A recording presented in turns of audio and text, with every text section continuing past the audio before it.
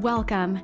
Today we'll show you how easy and convenient it is to pay your bill online using a web browser. To start, go to Rogers.com and sign into your account. Select Make a Payment.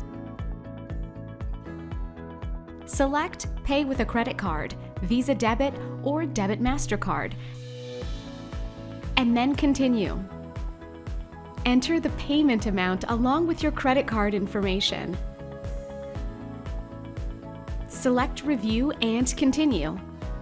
Review your payment details. When you're ready, select Pay Now.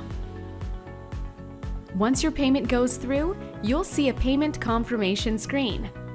We'll also send you a confirmation email once you're done. Want to pay through your bank account? You can do so when you add Rogers as a payee. Select Make a Payment. Select Pay through your bank, then Continue.